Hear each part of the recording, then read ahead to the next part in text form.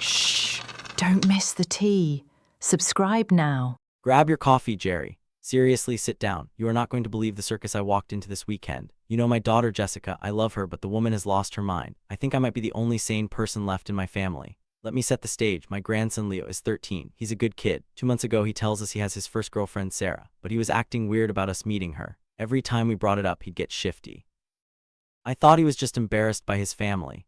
But Jerry, the kid knew. He knew exactly what was going to happen. Yesterday we finally pinned him down for lunch. Jessica's husband was working, so it was just me, Jessica, and the kids. We get to the restaurant and Leo walks in with Sarah. She is adorable. Her family is from Ethiopia, but she was born here, an American citizen just like Leo. She shook my hand, looked me in the eye, very respectful.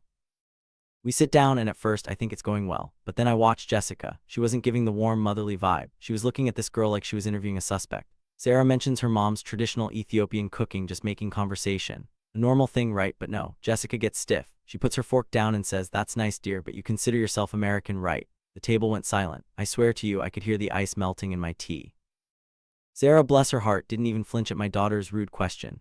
She just smiled and said, "Oh, of course, I was born here, I'm American, but I love my Ethiopian heritage too." Classy response. But Jessica just did that high-pitched, dismissive, It made my skin crawl. The whole lunch felt like an interrogation. Every time Sarah mentioned her background, Jessica would pivot back to American values with this edge to her voice, like she was waiting for Sarah to admit she was a spy. Leo looked miserable, shrinking into his chair. I tried cracking jokes to save the mood, but the tension was thick enough to cut with a knife. We finished lunch, Sarah thanked us politely, and I drove Jessica home. In the car, silence. But the second I got home and sat in my recliner, my phone buzzes. It's Jessica. I open the text, and I nearly threw the phone across the room. She starts off saying, "Sarah seems like a nice girl," but then comes the but. She tells me she's worried. Why? She says Sarah is too focused on being Ethiopian. I stared at the screen. The girl mentioned it twice. Jessica went on to say that Sarah's comments rubbed her the wrong way and came off as anti-American. I texted back telling Jessica she was overthinking it and that we have a shamrock in our kitchen for our Irish roots. She fires back instantly. She says it's different. She says she just wants Leo to be with someone who shares their values. After Jessica texted me that nonsense about values, I couldn't help myself. I texted back and told her she was being insensitive and hovering too much. I told her to let the kids be kids. Silence for 10 minutes, then my phone rings. I pick up and she's hysterical, screaming, "How dare you imply that I'm a racist?" I never used that word, Jerry, but a hit dog will holler. I tried to calm her down, but she yelled, "I am not a helicopter mom." Jerry, she's not a helicopter mom. She's a drone strike mom. She went on a rant about boy mom love, acting like Leo was her property. She said, "I have an intuition. She's going to drag him away from us." Drag him where? They're 13, they're trading Pokemon cards. She told me I was overreacting and hung up on me. Just click. I sat there, blood pressure through the roof. So naturally I turned to Martha, my wife, the voice of reason for 40 years. I tell her everything, the lunch, the text, the crazy phone call. I'm waiting for Martha to roll her eyes and say Jessica is being dramatic. But no, Martha looks at me, sighs, and says, "You know, honey, maybe you were a little too harsh on her." I felt like I was in the Twilight Zone. I asked, "Harsh, did you hear what she said?" And Martha says, "Get this, Jessica is just protective. She just wants our grandson to grow up to be an honorable man."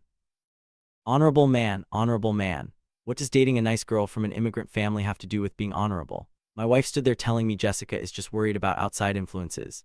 Is it dishonorable to like spicy food? It feels like they're saying something ugly without saying it. I feel like I'm taking crazy pills, Jerry. My daughter is acting like a jealous ex-girlfriend regarding her own son, masking her prejudice as concern, and my wife is enabling it to keep the peace. And poor Leo, I see why he hid the relationship. He knew his mother would find a problem. If Sarah had been perfect on paper but still Ethiopian, Jessica would have said she breathes too loud. I didn't sleep a wink. I'm sitting here thinking about that poor kid. He likes this girl and his mother is poisoning the well because she's threatened by diversity or her son growing up. Am I the old grump here? Am I the asshole for calling her out?